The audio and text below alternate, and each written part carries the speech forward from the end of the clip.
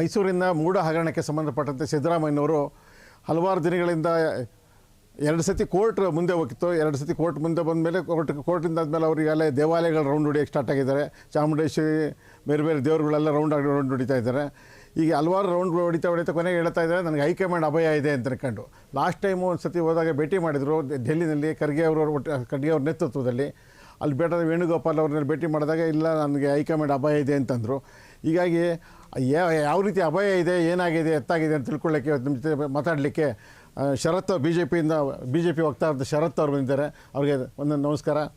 ಹಾಗೂ ಇರ್ಷಾದ್ ಅವ್ರು ಬಂದಿದ್ದಾರೆ, ಆಪ್ ವಕ್ತಾರರು, ಅವ್ರಿಗೆ ನಮಸ್ಕಾರ. ಹಾಗೂ ಸೈಯದ್ ಅವರು JDS ಇಂದ ಬಂದಿದ್ದಾರೆ, ಅವ್ರಿಗೆ ನಮಸ್ಕಾರ. ಹೇಳಿ ಸೈಯದ್ ಅವ್ರು ಏನು ಹೇಳ್ತಾರೆ ಇದಕ್ಕೆ?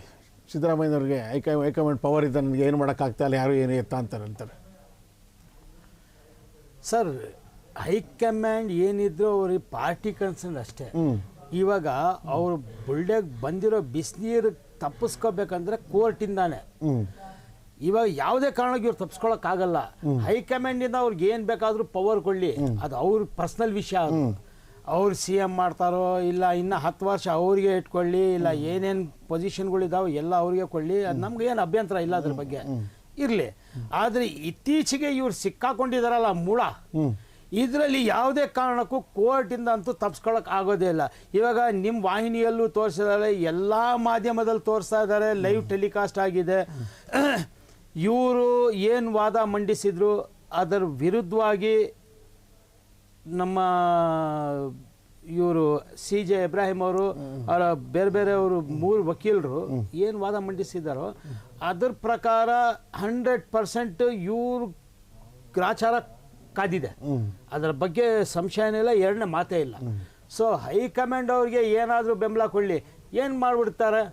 ಏನು ಮಾಡೋಕ್ಕಾಗಲ್ಲ, ಬದಲಾವಣೆ ಮಾಡೋಕ್ಕಾಗಲ್ಲ ಅಂತ ಅವ್ರು ಹೇಳೋದು. ಬದಲಾವಣೆ ಮಾಡೋಕ್ಕಾಗಲ್ಲ ಅಂತ ಹೇಳಕ್ಕೆ ಬರಲ್ಲ ಸರ್. ಈಗ ಆಲ್ರೆಡಿ ಅಲ್ಲಿ ಬೇಜಾನ್ ಬಣಗಳು ಆಗೋಗಿದ್ದಾವೆ.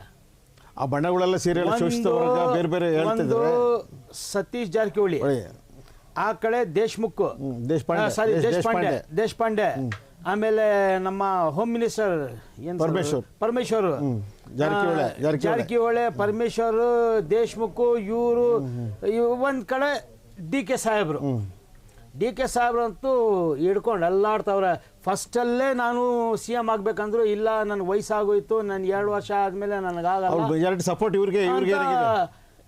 ಇವರು ಸಿದ್ದರಾಮಯ್ಯವರು ರಿಕ್ವೆಸ್ಟ್ ಮಾಡಿಕೊಂಡು ದಿಲ್ಲಿಯಲ್ಲಿ ತೀರ್ಮಾನ ಆಗಿ ಇವ್ರು ಕೊಟ್ಟಿರೋದು 2 ವರ್ಷನೋ 2.5 ವರ್ಷ, ಅದಾದಮೇಲೆ DKC ಅಂತ. ಇವಾಗ ಇಷ್ಟೆಲ್ಲ ಆದರೆ ಯಾವುದೇ ಕಾರಣಕ್ಕೆ ಅವ್ರು ಬಿಡಲ್ಲ. ಇವಾಗ ಇಲ್ಲಿ ಕರ್ನಾಟಕ ಕಾಂಗ್ರೆಸ್ಗೆ DK ಶಿವಕುಮಾರ್ ಅವರು ಟ್ರಬಲ್ ಶೂಟರ್, ಒಂದು ಸ್ತಂಭ ಇದ್ದಂಗೆ, ಸ್ಟ್ರಾಂಗ್ ಮ್ಯಾನ್. ಯಾವುದೇ ಕಾರಣಕ್ಕೂ ನೆಕ್ಸ್ಟು ಅವರೇ CM ಆಗಬೇಕಂತ ಕಾಯ್ಕೊಂಡಿರೋರು. ಅಲ್ಲ, ಅವ್ರು ಹೇಳ್ತಾರೆ, ಬೇರೆ ಸಿದ್ದರಾಮಯ್ಯ ಫಾಲೋವರ್ಸ್ ಏನು ಹೇಳ್ತಾರೆ, ಶೋಷಿತ ವರ್ಗದವ್ರು, ಬ್ಯಾಕ್ವರ್ಡ್ ಅವ್ರು ಯಾರು ಆಗಬೇಕು, ಫಾರ್ವರ್ಡ್ ಅವ್ರು ಯಾರು ಆಗಬಾರ್ದು ಅಂತ ಹೇಳ್ತಿದ್ದಾರೆ. ಯಾಕೆ ಆಗಬಾರ್ದು? ಅವ್ರು ಹೇಳ್ತಾರೆ, ಅವ್ರ ಸ್ಟ್ರಾಟಜಿ. ಇವಾಗ ಸಿದ್ದರಾಮಯ್ಯನವರು ಆಗಿದಾರಲ್ಲ, 1 ವರ್ಷದಲ್ಲಿ ಅದು ಏನು ಮಾಡಿ ಗುಡ್ಡೆ ಹಾಕಿದ್ದಾರೆ, ಇಡೀ ಕರ್ನಾಟಕ ಜನತೆ ನೋಡ್ತಾ ಇದೆ. ಇವ್ರ ಹಗರಣಗಳು, ಇವ್ರು ಏನೇನು ಮಾಡ್ತಾ ಇದ್ದಾರೆ ಎಲ್ಲ ಹೊರಗಡೆ ಬಂದಿದೆ. ಇನ್ನೇನು ಇವಾಗ ಆಯ್ತಲ್ಲ, ಅವರೇ ಇರ್ಬೇಕಂತೇನಿಲ್ಲಲ್ಲ, ಬೇರೆ ಜನಾಂಗದವರು ಇದಾರಲ್ಲ. ಇದಕ್ಕೆ ಇಲ್ಲಿ ಜಾತಿ ಮೇಲೆ ಆಗಬಾರ್ದು ಸರ್. ಈ ಪಾರ್ಟಿ ಲೊಕೇಶನ್ ಆಗದೆ ಆ ಥರ ಪಾರ್ಟಿ ಇದ್ರ ಜಾತಿ ಮೇಲೆ ತಾನೆ, ಅದರಿಂದಾನೇ ಇಷ್ಟೆಲ್ಲ ಅನಾಹುತಗಳು ಆಗ್ತಾ ಇರೋದು. ಇವಾಗ ಇವ್ರು ಅಹಿಂದ ಅಂತ ಏನ್ ತಾನ ಮಾಡಿದ್ರು. ಈಗ 2 ದಿನದಿಂದ ಅಹಿಂದ ಸಮಾಜದವರು ಇವ್ರಿಗೆ ಬಹಿಷ್ಕಾರ ಹಾಕವ್ರೆ, ಪ್ರೊಟೆಸ್ಟ್ ಮಾಡೋರೆ. ಅಹಿಂದ ಅಂತ ಎಲ್ಲ ಸ್ವಾಮೀಜಿಗಳೆಲ್ಲ ಬೆಂಬಲ ಕೊಟ್ರಲ್ಲ ಸರ್ ಇವ್ರಿಗೆ. ಸರ್, ಸ್ವಾಮೀಜಿಗಳ ಬೇಡ, ನಾನು ಅದ್ರ ಬಗ್ಗೆ ಮಾತಾಡಲ್ಲ, ಯಾಕಂದ್ರೆ ನಾವು ಮಾತಾಡೋದು ತಪ್ಪಾಗ್ಬಿಡುತ್ತೆ, ಅದು ಬೇಡ. ಇವಾಗ ಸ್ವಾಮೀಜಿಗಳು, ಮಠಗಳು, ನಮ್ಮ ಮದ್ರಸಗಳು ಇವಾಗ ಹೆಂಗಾಗೋಗಿದೆ ಅಂದರೆ ಡೊನೇಷನ್ ಕೊಟ್ಬಿಟ್ಟು ಸಪೋರ್ಟ್ ತೊಗೊಂಡ್ಬಿಡಿ ಅಂತ ಆಗೋಗಿದೆ. ಹಿಂಗೆ ನಡೀತಾ ಇರೋದು. ನಮ್ಮ ಮದ್ರಸ ಇರಲಿ, ಪ್ರತಿಯೊಂದು ಇವಾಗ ಈ ಜಾತಿಯಲ್ಲಿ ಯಾರು ಗುರುಗಳಾಗಿದ್ದಾರೋ ಅವ್ರದ್ದೆಲ್ಲ ಬಿಡಿ, ಜನ ಏನು ತೀರ್ಮಾನ ಮಾಡ್ತಾರೆ ಅದರ ಮೇಲೆ ಮಾಡಬೇಕು. ಅವ್ರ ತೀರ್ಮಾನ ಹಂಗೆ ಹೇಳ್ತಾ ಇಲ್ಲ, ಯಾರು MLAಗಳು ಹೈಕಮಾಂಡ್ ಯಾರು ಹೇಳ್ತದೋ ಅದರ ಮೇಲೆ ತೀರ್ಮಾನ ಆಗೋದು ಅಂತ ಹೇಳ್ತಿರೋದು ಸಿದ್ದರಾಮಯ್ಯ. ಹೈಕಮಾಂಡ್ ಅವರು ಯಾವುದೇ ಕಾರಣಕ್ಕೂ ಇಲ್ಲಿಲ್ಲ. ಇವಾಗ ಆಲ್ರೆಡಿ 2 ಸಲ ಹೋಗಿ ಬಂದವರು ದಿಲ್ಲಿಗೆ. ಹಂಗಿದ್ರೆ ಲಾಸ್ಟ್ ಟೈಮು ಸಿದ್ದರಾಮಯ್ಯನವರು ಸತೀಶ್ ಜಾರಕಿಹೊಳಿ ಹೆಸರು ಯಾಕೆ ಸಜೆಸ್ಟ್ ಮಾಡಿದ್ರು?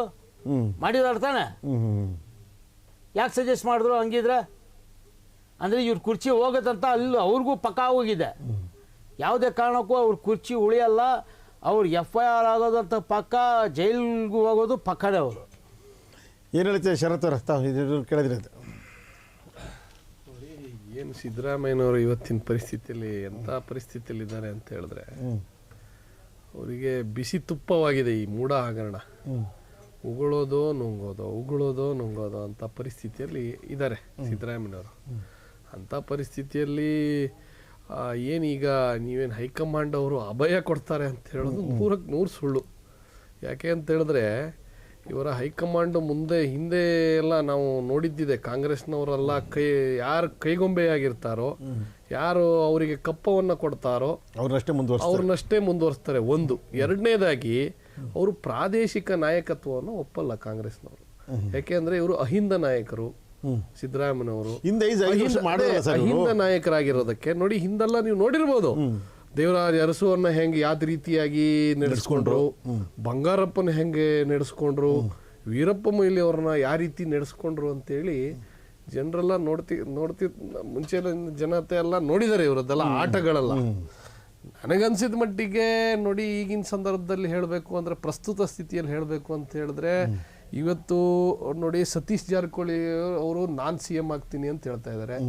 ಇನ್ನೊಂದು ಕಡೆ ಪರಮೇಶ್ವರ್ ಅವರು ನಾನು CM ಆಗಲಿಕ್ಕೆ ಅರ್ಹ ಅಂತ ಹೇಳ್ತಾ ಇದ್ದಾರೆ. ಇನ್ನೊಂದು ಕಡೆ ದೇಶಪಾಂಡೆ ಅವರು ಹೇಳ್ತಾ ಇದ್ದಾರೆ, ನನಗೆ ಹಿರಿತನ ಇದೆ, ನನಗೆ CM ಸ್ಥಾನ ಅವ್ರು ಏನಾದ್ರು ಒಪ್ಪಿದ್ರೆ ನಾನು ಖಂಡಿತವಾಗಿ ಸ್ವೀಕರಿಸಿ CM ಸ್ಥಾನಕ್ಕೆ ಅಲಂಕರಿಸ್ತೇನೆ ಹೇಳೋದು ಅಲಿಸ್ಕೊಂಡಿದ್ದಾರೆ ಇವರು 3 ಜನ. ಇದರಲ್ಲಿ ಯಾರು ಸದೃಢರು, ಯಾರು ಅಲ್ಲಿ ಹೈಕಮಾಂಡ್ ಏನು ರಾಹುಲ್ ಗಾಂಧಿ ಮತ್ತೆ ಸೋನಿಯಾ ಗಾಂಧಿ ಕೈಗೊಂಬೆಯಾಗಿರ್ತಾರೋ, ಅವರಿಗೆ ಕಪ್ಪ ಕೊಡುವಲ್ಲಿ ಇವರು ಯಶಸ್ವಿಯಾಗಿರ್ತಾರೋ, ಖರ್ಗೆ ಈಗಾಗಲೇ ಅವ್ರನ್ನ ಔಟ್ ಮಾಡಿಬಿಟ್ಟಿದ್ದಾರೆ ಅವರು. ಯಾಕೆಂದ್ರೆ ಅವ್ರ ಮೇಲೆ ಸಾಕಷ್ಟು ಅಂದ್ರೆ ನಿಮ್ಗೆ ಹೇಳಿದ್ನಲ್ಲ, ಈಗ ಕೆಲವೊಂದು ಅವ್ರ ಮೇಲೂ ಹಗರಣಗಳಾಗಿರೋದಕ್ಕೆ, ಸಿದ್ಧಾರ್ಥ ಟ್ರಸ್ಟ್ ಈ ತರ ಆಗಿರೋದಕ್ಕೆ ಕೆಲವು ಬಲ್ಲ ಮೂಲಗಳ ಪ್ರಕಾರ ಅವ್ರನ್ನ ಆಲ್ಮೋಸ್ಟ್ ಔಟ್ ಮಾಡ್ಬಿಟ್ಟಿದ್ದಾರೆ. ಈಗ ಇರೋರು ಅಂತಂದ್ರೆ ಪರಮೇಶ್ವರು, DK ಶಿವಕುಮಾರ್, ಸತೀಶ್ ಜಾರಕಿಹೊಳಿ, ದೇಶಪಾಂಡೆ, ಇವ್ರು ಇಷ್ಟರಲ್ಲಿ ಪೈಪೋಟಿ ನಡೀತಾ ಇದೆ ತುಂಬಾ. ಇವ್ರು ಯಾರು ಜಾಸ್ತಿಯಾಗಿ ಅಲ್ಲಿ ಅವರ ಕೈಗೊಂಬೆಯಾಗಿ ಯಾರು ಅಲ್ಲಿ ಬಕೆಟ್ ಹಿಡಿತಾರೋ ಅವರಿಗೆ ಇವರು ಅಲ್ಲಿ CM ಆಗ್ತಾರೆ ಅಂತೇಳಿ ಬಲ್ಲ ಮೂಲಗಳ ಪ್ರಕಾರ ಕೆಲವೊಂದು ಸೋಷಿಯಲ್ ಮೀಡಿಯಾದಲ್ಲಿ ಚರ್ಚೆ ಆಗ್ತಾ ಇದೆ. ಅದೇ ಅಲ್ಲಿ ಹೆಂಗೆ ಅವರು ಆ ರೀತಿ ಸಮಯ ಯಾವ ರೀತಿ ಇರುತ್ತೋ ಅವರು ಅಲ್ಲಿ CM ಆಗ್ತಾರೆ. ಇವರು ಅದೇ ನಾನು ಈಗ ಹಿಂದೆ ಹೇಳ್ದಂಗೆ ಹಿಂದುಳಿದ ನಾಯಕರು, ಇವ್ರನ್ನ ಯಾವುದೇ ರೀತಿ ಕಾಂಗ್ರೆಸ್ ಒಪ್ಪದೇ ಇಲ್ಲ. ಮತ್ತೆ ಪ್ರಾದೇಶಿಕ ನಾಯಕತ್ವವನ್ನ ಕಾಂಗ್ರೆಸ್ ಅವರು ಯಾವುದೇ ಕಾರಣಕ್ಕೂ ಒಪ್ಪಲ್ಲ. ಅವರು ನಾನು ಹೇಳ್ದಂಗೆ ಪ್ರತಿ ಹಿಂದೆ ದೇವರಾಜ ಅರಸರನ್ನ ಯಾವ ರೀತಿ ನಡೆಸ್ಕೊಂಡ್ರು ಅಂತ ಗೊತ್ತಿರ್ಬೋದು. ಹಾಗಾಗಿ ಇವರು ಹೈಕಮಾಂಡ್ ಏನಿದೆಯಲ್ಲ, ಕಾಂಗ್ರೆಸ್ ಹೈಕಮಾಂಡು, ಇವ್ರು ಯಾವುದೇ ಕಾರಣಕ್ಕೂ CM ಸಿದ್ದರಾಮಯ್ಯನ ಮುಂದುವರ್ಲಿಕ್ಕೆ ಅದನ್ನೇ ಅವರೇ ಎಳಿತಾರೆ. ಅದಷ್ಟು ಒತ್ತಡ ಇದೆ. ಮತ್ತೆ ಇವ್ರ ಮೇಲೆ ಹಗರಣಗಳಿದೆ, ಮೂಢ ಹಗರಣಗಳಿದೆ. ಆಮೇಲೆ ಇವಾಗ ನೋಡಿ, ಈಗಾಗಲೇ ವಕ್ಫ್ ಬೋರ್ಡಿನ ಸಮಸ್ಯೆ ಆಗಿದೆ, ಮತ್ತು ವಾಪಸ್ ವಾಲ್ಮೀಕಿ ಹಗರಣಗಳಾಗಿದೆ, ಮತ್ತೆ ಜಿಂದಾಲ್ಗೆ 1 ಎಕರೆಗೆ ಭೂಮಿ ಕೊಟ್ಟಿದ್ದಾರೆ. ಈ ಸರಿ ಸುಮಾರು ಈಗೊಂದು ನೋಡಿದ್ರೆ ಹಗರಣಗಳ ಸಲಮಾಲೆ, ಮತ್ತೆ ಇವರು ಭೂ ಅಕ್ರಮದಲ್ಲಿ ಸಿಕ್ಕಾಕೊಂಡಿದ್ದಾರೆ. ಮತ್ತೆ ಇವರು ನೋಡಿರ್ಬೋದು, ಈಗ ತಿದ್ದೋ ಕೆಲಸಗಳನ್ನು ಮಾಡ್ತಾ ಇದ್ದಾರೆ, ಕಡತಗಳನ್ನ. ಇದೆಲ್ಲ ಅವರಿಗೆ ಹೋಗಿದೆ. ಹಾಗಾಗಿ ಅದು ಒತ್ತಡ ಇದೆ. ಇದು ಯಾವುದೇ ಕಾರಣಕ್ಕೂ ಅವ್ರ ಮೇಲೆ ಯಾವುದೇ ಅಭಯನೂ ಇಲ್ಲ, ಯಾವುದೇ ಇದನ್ನು ಮಾಡಲ್ಲ. ಈ ಮುಂದಿನ ದಿನಗಳಲ್ಲಿ ಕಾಂಗ್ರೆಸ್ ಸರ್ಕಾರ ಅದಾಗೆ ಬಿದ್ದೋಗುತ್ತೆ, ಯಾರು ಬೆಳೆಸೋದು ಬೇಡ. ಏನು ಹೇಳ್ತಿರ್ತೀವಿ ಸರ್? ನಮ್ದು ಹೆಂಗಿದೆ ಅಂದರೆ, ನಮ್ಮ ಅನಿಸಿಕೆ ಭಾರತದ ರಾಜಕಾರಣ ಯಾವ ಮಟ್ಟಕ್ಕೆ ಬಂದು ತಲುಪಿದೆ ಅಂದರೆ, ಈ BJP ಅವರು ಹೆಂಗಂದರೆ ಹಗರಣಗಳು ತೊಗೊಂಡು ಬರೋ ಮುಂದೆ ಎಕ್ಕದ್ರಲ್ಲಿ expert. Hit and run case ಅಂತ ಹೇಳ್ತೀವಿಲ್ಲ BJPಗೆ, ಅದು ಇವ್ರು ಕರೆಕ್ಟಾಗಿ ಸೂಟ್ ಆಗುತ್ತೆ. ಇವ್ರು ಏನು ಮಾಡ್ತಾರೆ ಅಂದರೆ, ಇವಾಗ BJP ಬಿಟ್ಟು ಬೇರೆ ಯಾವುದಾದ್ರೂ ಸರ್ಕಾರಗಳು ನಡೆಸ್ತಾ ಇದ್ರೆ ಹೆಂಗಾದ್ರೂ ಒಂದು ಇವ್ರು ಕರಪ್ಟ್ ಅಂತ ತೋರಿಸ್ಬೇಕು. ಏನು ಮಾಡ್ತಾರೆ ಅಂದರೆ, ಬಂದ್ಬಿಟ್ಟು ನೋಡಿ ಹಗರಣ ಆಗಿದೆ ಅಂತ ಕಿರ್ಚ್ಬಿಟ್ಟು ಒಂದು ಹಗರಣ ತೊಗೊಂಡು ಬರ್ತಾರೆ. ತೊಗೊಂಡು ಬಂದ್ಬಿಟ್ಟು ಏನು ಮಾಡ್ತಾರೆ ಅಂದರೆ, ಯಾರ ಮೇಲೆ ಒಂದು ಅಲಿಗೇಷನ್ ಇರೋಲ್ಲ ಅವ್ರ ಮೇಲೆ ಒಂದು ಅಲಿಗೇಷನ್ ಆಗಿಬಿಟ್ಟು ಜನರಿಗೆ ತೋರಿಸೋದು, ನೋಡಿ ಇವರೆಲ್ಲ ಕರಪ್ಟು, ನಾವೆಲ್ಲ ಒಳ್ಳೆಯವರು, BJPಯಲ್ಲಿ ಇರೋರು ಮಾತ್ರ ಒಳ್ಳೆಯವರು, ಮಿಕ್ಕವರೆಲ್ಲ ಕರಪ್ಟ್ಗಳು ಅಂತ ಹೇಳ್ಬಿಟ್ಟು ಆ ಹಗರಣದ ಏನೋ ಅದಕ್ಕೆ ಏನು ಹೇಳೋದು, ಕರ್ಕೊಂಡೋಗು ಶಿಕ್ಷೆನೂ ಮಾಡಿಸಲ್ಲ, ಇಲ್ಲ ಕರ್ಕೊಂಡೋಗಿ ಜೈಲ್ಗೂ ಹಾಕ್ಸಲ್ಲ. ಸುಮ್ಮನೆ ಏನಂದರೆ ಹಗರಣ ಅಂತ ಹೇಳ್ಬಿಟ್ಟು ಇಡೀ ಭಾರತದಲ್ಲಿ ನಡೀತಾ ಇದ್ದಿದ್ದು. ಬರೀ ಕರ್ನಾಟಕ ಸೀಮಿತ ಆಗಿಲ್ಲ, ಎಲ್ಲ ಬೇರೆ BJP ಬಿಟ್ಟು ಯಾವ ಸ್ಟೇಟ್ ಇದೆ ಎಲ್ಲ ಕಡೆ ಇದೆ ಎಕ್ಸಾಂಪಲ್ ಸೆಟ್ ಮಾಡಿದ್ದಾರೆ. ಇವಾಗ ನಮ್ದು ಲಿಕ್ವಿರ್ ಸ್ಕ್ಯಾಮ್ ಅಂತ ಹೇಳಿದ್ರು. ಯಾವ ಸ್ಕ್ಯಾಮ್? ಬರೀ ಲಿಕ್ವಿರ್ ಸ್ಕ್ಯಾಮ್ ಹೆಸರು ಕೊಟ್ಟಿದ್ರೆ ಸ್ಕ್ಯಾಮ್ ಆಗಿದ್ರೆ ಎಲ್ಲಾದ್ರೂ ₹1 ಟ್ರಾನ್ಸಾಕ್ಷನ್ ಇರಬೇಕು. 1.5 ವರ್ಷದಿಂದ ನಮ್ಮ ಮನೀಶ್ ಸಿಸೋಡಿಯಾ ಅವ್ರು ಜೈಲ್ಗೆ ಇಟ್ಕೊಂಡು ಸುಪ್ರೀಂ ಕೋರ್ಟ್ ಶ್ರೀಮಾರಿ ಆಗ್ಬಿಟ್ಟು ಬೇಲ್ ಕೊಟ್ಟಿದೆ. ಏನ್ರಿ ನೀವು CBI ಅಂತ ಆಗ್ಬಿಟ್ಟು ಕರ್ಕೊಂಡು ಬಂದು ಇವ್ರಿಗೆ ಜೈಲ್ಗೆ ಇಕ್ಕಿದ್ದೀರಾ, ಎವಿಡೆನ್ಸ್ ತಗೊಂಡ್ ಬಂದಿ ಅಂದ್ರೆ ಬರೀ ನೆಕ್ಸ್ಟ್ ಬರೋ ವಾರ ತಗೊಂಡ್ ಬರ್ತೀವಿ, ಬರೋ ತಿಂಗಳು ತಗೊಂಡ್ ಬರ್ತೀವಿ ಅಂತ ಬರೀ ಇದೇ ಕತೆಗಳು ಹೇಳ್ಕೊಳ್ತಾ ಇದ್ದೀರಾ. 1.5 ವರ್ಷ ಇಟ್ಕೊಂಡು ಏನ್ ಮಾಡಿದೀರಾ, ಅದಕ್ಕೆ ನಾವು ಇವ್ರಿಗೆ ಬೇಲ್ ಕೊಡ್ತಾ ಇದೀವಿ ಅಂತ ಬೇಲ್ ಕೊಟ್ಟಿದೆ. BJP ಎಕ್ಸ್ಪರ್ಟ್ ಇರೋದು ಯಾವ್ದ್ರಲ್ಲಿ ಅಂದ್ರೆ ಬರೀ ಹಗರಣಗಳಿದೆ ಅಂತ ಹೇಳಕ್ ಮಾತ್ರ ಎಕ್ಸ್ಪರ್ಟ್. ಅದೇ ಹಗರಣದವ್ರು ಯಾರಾದ್ರೂ ಇವ್ರ ಜೊತೆಲಿ ಸೇರ್ಕೊಂಡ್ರೆ ವಾಷಿಂಗ್ ಮಿಷಿನ್ ಅಲ್ಲಿ ಹಾಕಿ ಕ್ಲೀನ್ ಮಾಡಿ ಇವ್ರ ಜೊತೆಲಿ ಇಟ್ಕೊಂಡಿದ ತಕ್ಷಣನೇ ಅವರು ಸತ್ಯ ಹರಿಶ್ಚಂದ್ರ ಮಕ್ಕಳಾಗ್ಬಿಡ್ತಾರೆ BJP ಅವ್ರಿಗೆ. ಆ ಪರಿಸ್ಥಿತಿ ತಗೊಂಡು ಬಂದು ಭಾರತದಲ್ಲಿ ರಾಜಕಾರಣ ಇಕ್ಕಿದ್ದಾರೆ. ಇದು ಒಂಥರ ಯೋಚನೆ ಮಾಡಬೇಕಾಗಿರೋದು. ಸಿದ್ದರಾಮಯ್ಯ ಅವರು ಅಷ್ಟೇ ಹೈಕಮಾಂಡು ಈ ಕಮಾಂಡು ಆ ಕಮಾಂಡ್ ಎಲ್ಲ ಬಿಟ್ಬಿಟ್ಟು ಜನರ ಹತ್ರ ಹೋಗ್ಬಿಟ್ಟು ಜನರು ಕೆಲಸ ಮಾಡಿದ್ರೆ ಚೆನ್ನಾಗಿದೆ ಅಂತ ನನ್ನ ಅನಿಸಿಕೆ ಸರ್ ಅಷ್ಟೇ. ಹಂಗೆ ಹೇಳಿ ಸರ್. ಇನ್ನು ವಿಚಾರ ಏನಂದ್ರೆ ಇವಾಗ ನಮ್ಮ ಸಹವಕ್ತಾರರು ಹೇಳಿದ್ರು, ಸಿದ್ದರಾಮಯ್ಯನವರು ಜನರ ಹತ್ರ ಹೋಗಿ ಇವಾಗ ಏನ್ ತಾನ ಮಾಡ್ತಾರೆ ಸ್ವಾಮಿ, ಕೆಲಸ ಇದೆ, 5 ವರ್ಷ ಅವ್ರಿಗಿದೆ, 5 ವರ್ಷ ಅವಕಾಶ ಇದೆ, ಕೆಲಸ ಮಾಡಿ ಅಂತ ನಾವ್ ಹೇಳ್ತಾ ಇರೋದು. 4 ವರ್ಷ ಇದೆ. ಅದೇ ನಾನು ಹೇಳ್ತಾ ಇರೋದು. ಈಗ ಆಲ್ರೆಡಿ 1.5 ವರ್ಷದಿಂದ ಏನು ಮಾಡಿಲ್ಲ. ಆತ್ರದಲ್ಲಿ ಅನಾಹುತ ಅಂತ ಇವರು ಗ್ಯಾರಂಟಿ ಯೋಜನೆ ಅನ್ಪ್ಲಾನ್ಡ್, ಇದು ಅನ್ಪ್ಲಾನ್ಡ್. ಅಟ್ಲೀಸ್ಟ್ ಇವರು ಒಂದು ಎಕಾನಮಿಸ್ಟ್ಗೆ ಕರೆದು ಇವಾಗ ಇದು ನಾವು ಯೋಜನೆ ಕೊಡ್ಬೇಕಂತಿದ್ದೀವಿ, ಇದರಿಂದ ಇನ್ಪುಟ್ ಏನು, ಇದರಿಂದ ಔಟ್ಪುಟ್ ಏನು, ಸೋರ್ಸ್ ಆಫ್ ಇನ್ಕಮ್ ಎಲ್ಲಿಂದ ಬರಬೇಕು, ಇದಕ್ಕೆ ಹೆಂಗೆ ಪ್ಲ್ಯಾನ್ ಮಾಡಬೇಕು ಅಂತ ಏನಾದರೂ ಇವ್ರು ಪ್ಲ್ಯಾನ್ ಮಾಡಬೇಕಾಗಿತ್ತು. ಇವ್ರು ಏನು ಮಾಡ್ದಂಗೆ ಆತುರದಲ್ಲಿ ಅದು ಲಾಸ್ಟ್ ಮೂಮೆಂಟು ಒಂದು 4-5 ದಿನ ಇದೆ ಅಂದರೆ ಇವರು ಈ ಗ್ಯಾರಂಟಿಗಳು ಅನೌನ್ಸ್ ಮಾಡಿದ್ದು. ಇವ್ರಿಗೆ ಏನಿತ್ತು ಅಂದರೆ ಮೇನ್ನು 10 ವರ್ಷ BJP ಮಾಡಿದ್ರು, BJP ಭ್ರಷ್ಟರು ಅಂತ ಇಡೀ ಕರ್ನಾಟಕದಲ್ಲಿ ಫುಲ್ಲು ಬಬ್ಬೆ ಎದ್ಬಿಟ್ಟಿದ್ರು. ಇವ್ರು ಭಯ ಇದ್ದಿದ್ದು JDS ಅವ್ರದ್ದು.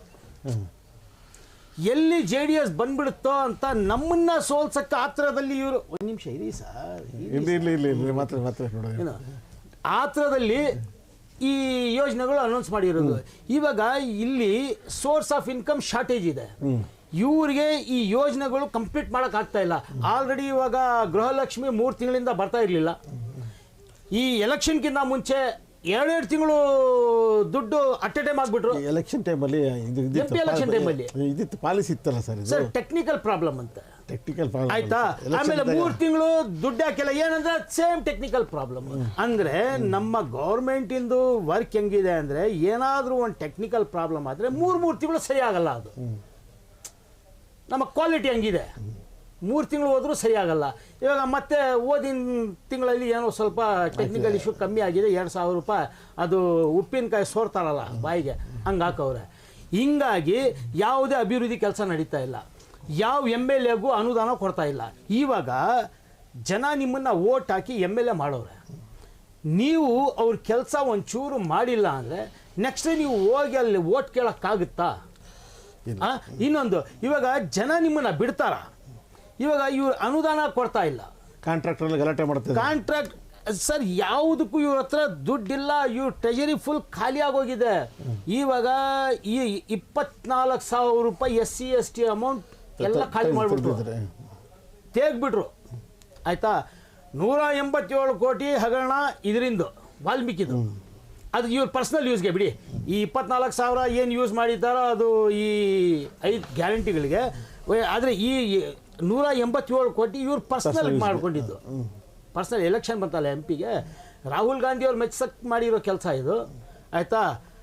ಹಂಗಾಗಿ ಈ ಒಂದು ರಸ್ತೆ ಮಾಡೋದು ಒಂದು ಕಡೆ ಇರಲಿ, ಒಂದು ಗುಂಡಿ ಮುಚ್ಚೋ ಯೋಗ್ಯತೆ ಇಲ್ಲ. ಬ್ರ್ಯಾಂಡ್ ಬೆಂಗಳೂರು ಅಂತ ಮಾಡ್ತಾರೆ. ನಮ್ಮ ಪುಲಿಕೇಶಿ ನಗರು 6 ಕಿಲೋಮೀಟ್ರು, ವಿಧಾನಸಭೆಯಿಂದ 6 ಕಿಲೋಮೀಟ್ರು. ಬಂದು ನೋಡಿ, ಅಲ್ಲಿ ಬಿದ್ದಿರೋ ಕಸದ ರಾಶಿಗಳು. ಪ್ಯಾಚಪ್ ಮಾಡ್ತಾ ಇರಿ ಸರ್, ವರ್ಕ್ ಮಾಡ್ತಾರೆ ಸರ್. ಕಸದ ಬಗ್ಗೆ ಹೇಳ್ತಾ ಇದ್ದೀನಿ. ಕಸದ ರಾಶಿ ಬೇಕಾದ್ರೆ ನನ್ನ ವಿಡಿಯೋ ಇಲ್ಲೇ ಇದೆ, ಮೊಬೈಲಲ್ಲಿ ತೊಗೊಂಡು ಬಂದಿದ್ದೀನಿ, ತೋರಿಸ್ತೀನಿ. ಕಸದ ಒಂದು ರಾಶಿ ಆಗೋಗಿದೆ. ಎಲ್ಲಿ?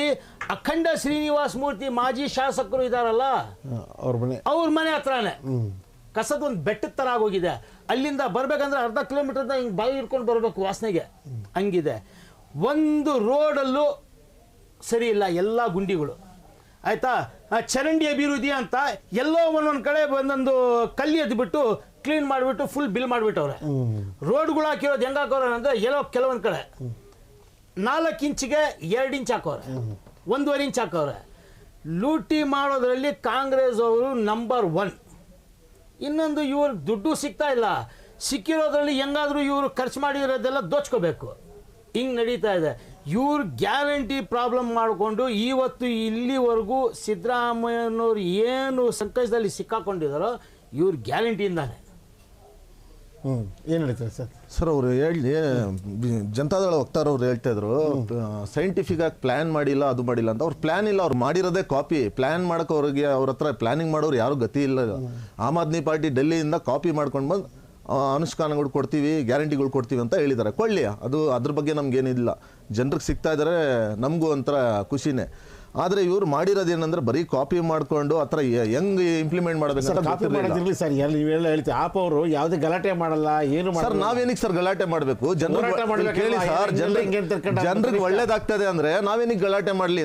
ನಾವು ಬಂದಿರೋದು ರಾಜಕಾರಣದಲ್ಲಿ ಏನಕ್ಕೆ? ನಮ್ಮಿಂದ ರಾಜಕೀಯದಿಂದ ಜನರಿಗೆ ಒಳ್ಳೇದಾಗ್ಬೇಕಂತ ತಾನೇ ಬಂದಿರೋದು. ಯಾವ ಪಕ್ಷ ಮಾಡಿದ್ರೇನು ನಾವು ವೆಲ್ಕಮ್ ಮಾಡ್ತೀವಿ. ಆದರೆ ಮಾಡೋ ರೀತಿ ಕರೆಕ್ಟಾಗಿರಬೇಕು, ಕೊಡೋ ಯೋಗ್ಯತೆ ಇರಬೇಕು. ಅಂಥವ್ರು ಬಂದರೆ ಮಾತ್ರ ಮಾಡೋಕ್ಕೆ ಸಾಧ್ಯ. ಇವ್ರು ಲೂಟಿ ಮಾಡೋಕ್ಕೆ ಟೈಮ್ ಇಲ್ಲ ಇವ್ರಿಗೆ. ಜನರಿಗೆ ಗ್ಯಾರಂಟಿಗಳು ಹೆಂಗೆ ತಲುಪಿಸ್ತಾರೆ? ಸರ್ ಹೇಳ್ತಾ ಇದ್ರು ರಿಲಿಜಿಯಸ್ ಪ್ಲೇಸಸ್ಸು, ಮಠಗಳು, ಮಸೀದಿ, ಮಂದಿರ ಇದಕ್ಕೆಲ್ಲ ಇದು ಮಾಡಿದಾರಂತ. ಅದಕ್ಕೆ ಕಾರಣನೇ ರಾಜಕಾರಣಿಗಳು ಹೋಗಿನೇ ಆ ಜಾಗಕ್ಕೆ ಒಂದು ಹೆಸರು ತೊಗೊಂಡು ಬಂದು ದಿಕ್ಕಿರೋದು. ನಾನೇನು ಹೇಳ್ತೀನಿ ಅಂದರೆ ರಾಜಕಾರಣದಲ್ಲಿ ಇರೋರು ಏನು ಮಾಡಬೇಕಂದ್ರೆ ರಾಜಕೀಯ ಮಾಡಬೇಕು. ಜನರಿಗೆ ಏನು ಮಾಡಬೇಕು? ಒಳ್ಳೆ ಕೆಲಸಗಳನ್ನ ಮಾಡಿಕೊಡ್ಬೇಕು. ಇವಾಗ ನಿನ್ನೆ ನೋಡಿ ಕೋಲಾರದ ಯಾವುದೋ MLA ಅಂತವ್ರು, ಅವ್ರಿಗೆ ನಾಚಿಕೆ ಮಾನ ಮರ್ಯಾದೆ ಏನಾದರೂ ಇದೆಯಾ ಅಂತ ಗೊತ್ತಿಲ್ಲ. ಬಾಯಿಗೆ ಬಂದ ಥರ ಮಾತಾಡ್ತಾರೆ. DK ಶಿವಕುಮಾರ್ ಏನು ಮಾಡ್ತಾ ಇದ್ದಾರೆ? ಅವ್ರು ಕೇಳಬೇಕು, ಏನಪ್ಪ ನೀನು ಒಂದು MLA ಆಗಿ ಜನರ ಹತ್ರ ಹೆಂಗ್ ಮಾತಾಡ್ತೀಯ ಅಂತ ಅವ್ರಿಗೆ ಸ್ವಲ್ಪ ಸುಧಾಕರ್ ಬಂದ ಅವ್ರು ಮಾತಾಡ್ತಾ ಇರೋ ರೀತಿ ನೋಡಿದ್ರೆ ನಮ್ಗೆ ಆಶ್ಚರ್ಯ ಆಗ್ತದೆ. ಇಂಥವ್ರೆಲ್ಲ MLAಗಳ ಆಯ್ಕೆಯಾಗಿ ಹೆಂಗ್ ಬರ್ತಾರೆ ಈ ಸದನಕ್ಕೆ ಅಂತ. ಕಾಂಗ್ರೆಸ್ ಅಲ್ಲಿ ಇರೋರು ಅಂತ ಅಂತವೆ ಸರ್. ಕಾಂಗ್ರೆಸ್ BJP ಅಂತ ಇಲ್ಲ, ಯಾರು ಮಾತಾಡಿದ್ರು ತಪ್ಪೇ. ನಾಳೆ ದಿವಸ ನಿಮ್ಮವ್ರು ಮಾತಾಡಿದ್ರು ನೀವು ಅದಕ್ಕೆ ಧ್ವನಿ ಎತ್ತಲೇಬೇಕು. ಏನಕ್ಕಂದ್ರೆ ಜನ ಆಯ್ಕೆ ಮಾಡಿ ಕಳ್ಸೋದು ಏನಕ್ಕಂದ್ರೆ ನಮ್ಗೆ ಯಾವ್ದಾದ್ರು ತೊಂದರೆ ಇದೆ ಅಂದ್ರೆ ನಾವು ಯಾರ ಹತ್ರ ಹೋಗ್ತೀವಿ? MLA ಹತ್ರನೇ ಹೋಗ್ತೀವಿ. ಬೋರ್ವೆಲ್ ಹಾಕಿದ್ದೀನಿ ನನ್ನ ಸ್ವಂತ ದುಡ್ಡಿಂದ ಅಂದ್ರೆ ನಿನ್ನ ಸ್ವಂತ ದುಡ್ಡು ಏನಕ್ಕಪ್ಪ ತೊಗೊಂಡು ಬಂದು ಹಾಕ್ತೀಯಾ? ನಿನ್ನ ಸರ್ಕಾರದಿಂದ ಆಯ್ಕೆ ಆಗಿರೋದು. ಸರ್ಕಾರ ಹತ್ರ ಹೋಗಿ ಅರ್ಜಿ ಹಾಕು, ಕೊಡ್ತಾರೆ ದುಡ್ಡು ತೊಗೊಂಡು ಬಂದು ಹಾಕು. ಏನೋ ಬೋರ್ವೆಲ್ ಹಾಕ್ಬಿಟ್ಟು ದೊಡ್ಡದಾಗಿ ಏನೋ ಇವರು ಒಬ್ಬರೇ ಬೋರ್ವೆಲ್ ಹಾಕ್ಸಿರೋದು, ಬೇರೆ ಯಾವ MLAನೂ ಬೋರ್ವೆಲ್ ಹಾಕ್ಸಿಲ್ಲ, ಯಾವ MLAನೂ ಚೆನ್ನಾಗಿ ಒಳ್ಳೆ ಕೆಲಸ ಮಾಡಿಲ್ಲ. ಆ ಥರ ಮಾತಾಡ್ತಾರೆ. ಉಸ್ತುವಾರಿ ಸಚಿವ ಅವನು ಸುಮ್ಮನೆ ಇರ್ತಾನೆ. ಅದೇ ಸರ್, ಅದು ಹೆಂಗಾಗಿದೆ ಅಂದರೆ ಇದೇ ದುರಂತ. ಕಾಂಗ್ರೆಸ್ಸಿಗೆ ಕೆಟ್ಟ ಹೆಸರು ತಗೊಂಡು ಬರ್ತಾರೆ. ಏನಕ್ಕಂದ್ರೆ ಇಂಥ ಇಶ್ಯೂಗಳಿಂದಾನೆ. ಯಾವ MLA ಆದರೂ ಇರಲಿ, DK ಶಿವಕುಮಾರ್ ಅವ್ರಿಗೆ ಸ್ವಲ್ಪ ಆದರೂ ನೈತಿಕತೆ ಇದ್ರೆ ಅಂಥವ್ರು ಕರೆದ್ಬಿಟ್ಟು ಕ್ಲಾಸ್ ತಗೊಳ್ಬೇಕು. ನೀವು ಜನರಿಗೆ ಆಯ್ಕೆ ಮಾಡಿರೋ ಜನರು ನಿಮ್ಗೆ ಕಳ್ಸಿರೋದು ಏನಕ್ಕಂದ್ರೆ ಜನರು ದುಃಖ ಸುಖ ಹೇಳೋದಕ್ಕೆ ಬಂದ್ರೆ ಕೇಳ್ರಪ್ಪ ಅಂತ. ಇವ್ರ ವಿರುದ್ಧ ಮಾತಾಡಿದ ತಕ್ಷಣ ತಿರುಗಿ ನಿಂತ್ಕೊಳ್ತಾರಂದ್ರೆ ಆ ಥರ MLAಗಳು ಬೇಕಾ ಸರ್? ಈ ಶ್ರೀಮಂತ್ ಪಾಟೀಲ್ ಮೇಲೆ ರಾಜು ಕಾಗೆ ಅವರು ಅದೇ ರೀತಿ ಹೇಳಿದ್ದಾರೆ ಸರ್. ಈ ರಾಜಕಾರಣ ಹೆಂಗಾಗಿದೆ ಅಂದ್ರೆ ನಮಗೆ ಒಂದೊಂದ್ಸತಿ ನಾವು ರಾಜಕಾರಣಿಗಳಂತ ಹೇಳ್ಕೊಳಕ್ ನಮ್ ನಾಚಿಕೆ ಆಗೋ ಪರಿಸ್ಥಿತಿ ತಗೊಂಡ್ ಬಂದು ನಿಕ್ಕಿದ್ದಾರೆ. ಆದಷ್ಟು ದಯವಿಟ್ಟು ಈ ದುರಂಕಾರಗಳು ಬಿಟ್ಟು ಜನರು ಕೆಲಸ ಮಾಡ್ರಯ್ಯ. ಕಾಂಗ್ರೆಸ್ ಅಂದ್ರೇನೆ ದುರಂಕಾರ. ನಿಮ್ಮ CM ನೋಡಿ, DCM ನೋಡಿ, ಅವ್ರು ಮಾತಾಡೋ ಸ್ಟೈಲ್ ನೋಡ್ಕೊಳ್ಳಿ. ಸಿದ್ದರಾಮಯ್ಯ ಅವರು ಅಷ್ಟೇ, DK ಶಿವಕುಮಾರ್ ಅಷ್ಟೇ. ಎಲ್ಲ ಪಕ್ಷದಲ್ಲಿ ಇದ್ದಾರೆ ಸರ್, ಯಾವ ಪಕ್ಷದಲ್ಲಿ ಇಲ್ಲ. ರೇವಣ್ಣ ಹತ್ರ ಹೋದ್ರೇನು ಅವರು ಮರ್ಯಾದೆ ಕೊಟ್ಬಿಟ್ಟು ಮಾತಾಡ್ತಾರೆ ಹಾಸನದಲ್ಲಿ. ಅದಕ್ಕೂ ಜನ ನೋಡಿದ್ದಾರೆ. ಅದು ಈ ಪಕ್ಷ ಆ ಪಕ್ಷ ಅಂತ ಹೇಳೋದ್ರಿಂದ ಎಲ್ಲರೂ ಆದಷ್ಟು ರಾಜಕಾರಣಿಗಳು ಅವ್ರು ಮಾತಾಡೋ ರೀತಿ ನೀತಿ ಎಲ್ಲ ಸ್ವಲ್ಪ ಬದಲಾವಣೆ ಮಾಡಿಕೊಂಡ್ರೆ ಜನರಿಗೆ ಒಳ್ಳೇದು ಅಂತ ಇದು ಮಾಡ್ತೀವಿ. DK ಶಿವಕುಮಾರ್ ಹತ್ರ ಇನ್ನೊಂದು ಬೇಡಿಕೆ ಏನಂದ್ರೆ, ಮೊನ್ನೆ ಹೇಳ್ತಾ ಇದ್ರು ಬೆಂಗಳೂರು ರೋಡು ಡೆಲ್ಲಿ ರೋಡ್ಗಿಂತ ಚೆನ್ನಾಗಿದೆ ಅಂತ. ಸ್ವಾಮಿ, ನೀವು ಸ್ವಲ್ಪ ಬೆಂಗಳೂರಿಗೆ ಇಳಿದು ನೋಡಿ, ಒಂದು 4-5 ಕಿಲೋಮೀಟರ್ ಗಾಡಿಯಲ್ಲಿ ಹೋದ್ರೆ ನಿಮ್ಗೆ ಗೊತ್ತಾಗುತ್ತೆ. ಟ್ರಾಫಿಕ್ ಫ್ರೀ ಹಾಕೊಂಡು ನೀವು ಹೋಗೋ ರೋಡಲ್ಲಿ ಎಲ್ಲ ತಾರ್ಗಳು ಹಾಕಿರ್ತಾರೆ ಟೆಂಪರರಿ, ನೀವು ಹೋಗ್ಬಿಡ್ತೀರ, ನಮ್ಗೆ ಏನೂ ಗೊತ್ತಾಗಲ್ಲ. ನಾವು ಗುಂಡಿಗಳು ತೋರಿಸ್ತೀವಿ, ಬನ್ನಿ ಬೆಂಗಳೂರು ನೋಡ್ಬೇಕಂದ್ರೆ ನಮ್ಮ ಜೊತೆಲಿ ಬನ್ನಿ, ನಾವು ತೋರಿಸ್ತೀವಿ ಕರ್ಕೊಂಡೋಗಿ ಬೆಂಗಳೂರು ಯಾವ ಪರಿಸ್ಥಿತಿಗೆ ತಗೊಂಡು ನಮಗೆ ಬ್ರ್ಯಾಂಡ್ ಬೆಂಗಳೂರು ಅನ್ಕೊಂಡು ಹಾಳ್ ಬೆಂಗಳೂರು ಮಾಡಬೇಡಿ ನೀವು. ಬ್ರ್ಯಾಂಡ್ ಬೆಂಗಳೂರು ಅಂದ್ರೆ ನಮ್ದು ಹಳೆ ಬೆಂಗಳೂರು ಇತ್ತಿಲ್ಲ, ಆ ಬೆಂಗಳೂರನ್ನ ನಮ್ಗೆ ಕೊಟ್ಬಿಟ್ರೆ ನಮ್ಗೆ ಚಂದ ಅನ್ಸುತ್ತೆ. ಸರ್, ನಾನು ಈ ಸಂದರ್ಭದಲ್ಲಿ ಏನು ಹೇಳಲಿಕ್ಕೆ ಇಷ್ಟಪಡ್ತೇನೆ ಅಂದರೆ, ಕಾಂಗ್ರೆಸ್ನ ನೇತೃತ್ವದ ಏನು ಸರ್ಕಾರ, ಸಿದ್ದರಾಮಯ್ಯ ನೇತೃತ್ವ ಏನು ಸರ್ಕಾರ ಇದೆ, ಇದು ಭೂ ಅಕ್ರಮದಲ್ಲಿ ದೊಡ್ಡ ಪಾತ್ರವನ್ನು ವಹಿಸಿದೆ. ಹೀಗಾಗಿ ಹೇಳ್ದಂಗೆ ವಾಲ್ಮೀಕಿ ಹಗರಣ, ಡಾಕ್ಟರ್ ಅಂಬೇಡ್ಕರ್ ಅವರ ನಿಗಮದಲ್ಲೂ ಹಗರಣ ಆಗಿದೆ ಅಂತೇಳಿ ಬಲ್ಲ ಮೂಲಗಳ ಪ್ರಕಾರ ಅಲ್ಲಿ ದೊಡ್ಡ ಬ್ರಹ್ಮಾಂಡ ಭ್ರಷ್ಟಾಚಾರ ಆಗಿದೆ ಅಂತ ಕೇಳಲ್ಪಟ್ಟಿದೆ. ಆಮೇಲೆ ನಂತರದಲ್ಲಿ ಈ ಪಂಚಾಯತ್ ಏನಿದೆಯಲ್ವ, ಪಂಚಾಯತಿಯಲ್ಲಿ ಏನು 1410 ಕೋಟಿ 400ಕ್ಕೂ ಹೆಚ್ಚಿನ ಕೋಟಿ ಏನು ದುಡ್ಡಿದೆ. ಅದು ಮೊನ್ನೆ ನಮ್ಮ ಶಿವಮೊಗ್ಗ ಏನು ನಮ್ಮ DS ಅರುಣ್ ಅವರು ರಾಜ್ಯಪಾಲರಿಗೆ ಕಂಪ್ಲೇಂಟ್ ಮಾಡಿದ್ದಾರೆ, 1410 ಕೋಟಿ ಅದು ಎಲ್ಲಿ ಹೋಗಿದೆ ಅಂತ. ಪ್ರತಿಯೊಂದು ಹಂತದಲ್ಲಿ ನೀವು ನೋಡಬೇಕು ಅಂತ ನೋಡ್ತಾ ಹೋದರೆ ಕಾಂಗ್ರೆಸ್ಸಿನ ಸಂದರ್ಭದಲ್ಲಿ ಭ್ರಷ್ಟಾಚಾರಗಳೇ ಆಗ್ತಾ ಇದೆ. ಸಿದ್ಧಾರ್ಥ ಟ್ರಸ್ಟ್ ಹಗರಣ, ಪ್ರವಾಸೋದ್ಯಮ ಇಲಾಖೆಯಲ್ಲಿ ಜಿಂದಾಲ್ ಅಲ್ಲಿ ಹಗರಣದಲ್ಲಾಗಿರ್ಬೋದು, ವಕ್ತ ಆಸ್ತಿಯಲ್ಲಾಗಿರ್ಬೋದು, ಪ್ರತಿಯೊಂದು ಎಲ್ಲಿ ನೀವು ತಗೊಂಡ್ರಿ, ಎಲ್ಲಿ ದುಡ್ಡು ಜಾಸ್ತಿಯಾಗಿ ಹೆಚ್ಚಳವಾಗಿ ಇದೆ ಅಲ್ಲಿ ಇವರು ಭ್ರಷ್ಟಾಚಾರ ಮಾಡ್ಲಿಕ್ಕೆ ಹೊರಡ್ತಾರೆ. ಯಾವುದೇ ಈಗ ನೋಡಿ ಇವರು ಫ್ರೀ ಕೊಡ್ತೀವಿ ಅಂತ ಹೇಳಿದ್ರು ಯಾವುದೇ ಕಾರಣಕ್ಕೂ ಅದು ಯಾವ್ದು ಫ್ರೀ ಎಲ್ಲಿ ಎಷ್ಟು ಜನರಿಗೆ ಮುಟ್ಟಿದೆ ಅಂತ ಗೊತ್ತಿಲ್ಲ. ಅದೇನು ಇವ್ರು ಮನೆಗಳಿಂದ ತಂದೇನು ಕೊಟ್ಟಿಲ್ಲ. ಈ ಬಸ್ಗಳು ರಿಪೇರಿ ಮಾಡಲಿಕ್ಕೆ ಕಾಸುಗಳಿಲ್ಲ. ಇಲ್ಲಿ ನೋಡಿ ಅಲ್ಲಿ ಹಿಮಾಚಲ್ ಪ್ರದೇಶದಲ್ಲಿ ಮುಖ್ಯಮಂತ್ರಿ ಪ್ರೆಸ್ ಮೀಟ್ ಮಾಡಿ ಹೇಳ್ತಾರೆ, ಈ ನಮಗೆ ಫ್ರೀ ಕೊಟ್ಟು ನಮ್ಗೆ ಇಲ್ಲಿ ಖಜಾನೆಯಲ್ಲಿ ದುಡ್ಡೇ ಖಾಲಿ ಆಗಿದೆ. ಸರ್ ಆ ಮತ್ತೆ ಹೇಳ್ಬೇಡಿ, ಫ್ರೀ ಕೊಟ್ಟಿ ಖಜಾನೆ ಖಾಲಿ ಆಗಲ್ಲ ಸರ್. ಡೆಲ್ಲಿಯಲ್ಲಿ ಸತತ 10 ವರ್ಷದಿಂದ ಕೊಡ್ಕೊಂಡು ಬರ್ತಾ ಇದೀವಿ, ಎಲ್ಲಿ ಖಾಲಿ ಆಗಿದೆ? ನಾವು ಕುತ್ಕೊಂಡು ಇವಾಗ 28 ವರ್ಷ ಮುಂಚೆ ನಾವು ಕುತ್ಕೊಳ್ಳೋವಾಗ 28,000 ಕೋಟಿಗೆ ಆಯ್ತು ಡೆಲ್ಲಿ ಬಜೆಟ್. ಇವತ್ತು ಎಲ್ಲಿ ತಗೊಂಡ್ ಬಂದ್ಬಿಟ್ಟಿದ್ದೀವಿ? 77,000 ಕೋಟಿ ತಗೊಂಡ್ ಬಂದ್ಬಿಟ್ಟಿದ್ದೀವಿ ಸ್ವಾಮಿ. ಹೌದು ಸ್ವಾಮಿ, ವ್ಯತ್ಯಾಸ ಇದೆ, ಯಾರು ಇಲ್ಲ ಅಂತ ಹೇಳ್ತಾರೆ, ವ್ಯತ್ಯಾಸ ಇದೆ. ಡೆಲ್ಲಿ ಬಜೆಟ್ ಏನು, ಡೆಲ್ಲಿ ಬಜೆಟ್ ಏನು, ಕರ್ನಾಟಕ ಬಜೆಟ್ ಏನು? ಕರ್ನಾಟಕ ಬಜೆಟ್ ಏನು? ಹೌದು ಸ್ವಾಮಿ, ಕರ್ನಾಟಕ ಬಜೆಟ್ ಎಲ್ಲಿದೆ? 2 ಲಕ್ಷ ಕೋಟಿ ಬಜೆಟ್ ಇಲ್ಲಿ ಇರೋದು. ಸರ್ ನೋಡಿ, ಡೆಲ್ಲಿ ರಾಜಕಾರಣಕ್ಕೂ ಇಲ್ಲಿ ತುಂಬಾ ವ್ಯತ್ಯಾಸಗಳು. ಹೌದು ಸ್ವಾಮಿ, ನಾವು ಇಲ್ಲ ಅಂತ ಹೇಳ್ತಾ ಇಲ್ಲ. ರಾಜಕಾರಣ ನೋಡಿ, ಅಲ್ಲಿ ಇನ್ಕಮ್ ಜಾಸ್ತಿ, ಔಟರ್ ಇದೆಯಲ್ಲ ಅದು ಕಡಿಮೆ. ನೋಡಿ ಈಗ ಪ್ರತಿಯೊಂದು ಅಲ್ಲಿ ಸ್ಯಾಲ್ರಿ ಏನು ಎಂಪ್ಲಾಯ್ ಇದಾವರಲ್ಲ ಗೌರ್ಮೆಂಟ್ ಎಂಪ್ಲಾಯೀಸ್ ಎಲ್ಲ ಸೆಂಟ್ರಲ್ ಗೌರ್ಮೆಂಟ್ ಇಂದ ಹೋಗ್ತಕ್ಕಂಥ. ಸರ್ ನಿಮ್ ತಪ್ಪು ಮಾಹಿತಿ ಇರೋದು. ಸರ್ ಎಲ್ಲ ಸೆಂಟ್ರಲ್ ಗೌರ್ಮೆಂಟ್ ಅಂತ ನೀವು ಏನಕ್ಕೆ ಹೇಳ್ತೀರಾ ಸರ್? ತಪ್ಪು ಮಾಹಿತಿ ಕೊಡಬೇಡಿ. ಸ್ಟೇಟ್ ಎಂಪ್ಲಾಯೀಸ್ ಇದೆ ಇಲ್ಲ, ಸೆಂಟ್ರಲ್ ಗೌರ್ಮೆಂಟ್ ಅಲ್ಲಿ ಇರೋ ರೈತರಿಗೆ ನೋಡಿ ಅನುದಾನ ಬಿಡುಗಡೆ ಮಾಡಬೇಕಾಗತ್ತೆ, MSP ಬಿಡುಗಡೆ ಮಾಡಬೇಕಾಗತ್ತೆ. ನೋಡಿ ಅಲ್ಲೇನೋ ಯಾವ MSP ಬಿಟ್ಟಿದ್ದೀರಾ ಸರ್? ಯಾವ MSP ಬಿಟ್ಟಿದ್ದೀರಾ? ಫಾರ್ಮರ್ಸ್ ಬಾರ್ಡರ್ ಬಂದ್ರೆ ನೀವು ಒಳಗಡೆ ಬಿಟ್ಟಿಲ್ಲ. ಡೆಲ್ಲಿಯಲ್ಲಿ ನೀವೇನಕ್ಕೆ ಫಾರ್ಮರ್ಸ್ ಬಗ್ಗೆ ಮಾತಾಡ್ತೀರಾ? ಬಿಜೆಪಿ ಅವರು ಇಲ್ಲ ನೋಡಿ, ಅಲ್ಲಿ ಬಂದಿದೆ ಎಲ್ಲ ಟ್ಯಾಕ್ಸ್. ಮೆಟ್ರೋ ಸಿಟಿ ಅದು ನೋಡಿ, ಡೆಲ್ಲಿ ಮೆಟ್ರೋ ಸಿಟಿ ಅದಕ್ಕಿದ್ದಿಲ್ಲ. ನಾವು ಕರ್ನಾಟಕಕ್ಕೆ ಬಂದ್ರೆ ಇಲ್ಲಿರೋ ಬಜೆಟ್ ಎಲ್ಲ ಮಾಡ್ಕೊಡ್ತೀವಿ. ನಮ್ಮ ಕರ್ನಾಟಕದಲ್ಲಿ ಇವ್ರಿಗೆ ಹೇಳ್ಕೊಟ್ರಲ್ಲ ನೀವು. ನಾವೆಲ್ಲೂ ಹೇಳ್ಕೊಟ್ಟಿಲ್ಲ, ನೀವು ಅವ್ರು ಕಾಪಿ ಮಾಡ್ಕೊಂಡಿರೋ. ನಾವೇನು ಮಾಡ್ಕೊಂಡು ಕೊಡಿ ಅಂತ ಎಲ್ಲೂ ಹೇಳಿಲ್ಲ ಸರ್. ಕೊಡ್ತಾ ಇರಲ್ಲ ಫ್ರೀಯಿಂದ ಲಾಸ್ ಆಗುತ್ತೆ ಅಂದ್ರೆ ನಾವಂತೂ ನಂಬಲ್ಲ. ಯಾಕಂದ್ರೆ ನಾವು ಎರಡು ಸ್ಟೇಟ್ ಅಲ್ಲಿ ಫ್ರೀ ಕೊಡ್ತಾ ಇದೀವಿ. ನೀವು ಹೇಳ್ಕೊಟ್ರಿ. ಹೌದು ಸ್ವಾಮಿ, ಸಾರ್ವಜನಿಕರ ದುಡ್ಡೇ ಸಾರ್ವಜನಿಕರು ಕೊಡ್ತಾ ಇರೋದು. ಯಾವ MLA ನಮ್ಮ CM ಯಾರು ಮನೆಯಿಂದ ತಗೊಂಡ್ ಬಂದು ಕೊಡ್ತಾ ಇಲ್ಲ, ಸಾರ್ವಜನಿಕರ ದುಡ್ಡೇ ಅದು. ಆಯ್ತು ಸ್ವಾಮಿ, ಅವ್ರು ಕೊಟ್ಟಿರೋ ತೆರಿಗೆಗೆ ನಾವು ಕೊಡ್ತಾ ಇರೋದು. ನೀವೀಗ ಹೇಳಿದ್ರಿ, ನೀವೇ ಹೇಳಿದ್ರಿ ಫ್ರೀ ಅಂದ್ರೆ ಯಾವ್ದು ಗೊತ್ತಾ? ಈ ರಾಜಕಾರಣಿಗಳು ತಗೊಂತಾ ಇದ್ರಲ್ಲ MLA MPಗಳು, ಅದು ಒಂದೇ ಜನರ ಸ್ಥಿತಿಗಳು ಇಲ್ಲಿ ಸರಿಯಾಗಿ ಇದು ಅನುದಾನ ಸಿಗ್ತಾ ಇಲ್ಲ ಶಾಸಕರುಗಳಿಗೆ.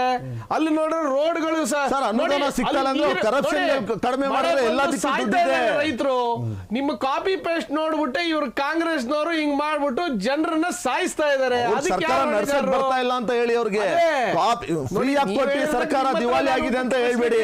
ಅವ್ರಿಗೆ ಸರ್ಕಾರಕ್ಕೆ ನಡ್ಸ್ಕೊಳಕ್ ಬರ್ತಾ ಇಲ್ಲ ಅಂತ ಹೇಳಿ ನಾವು ಒಪ್ಕೊಂತೀವಿ.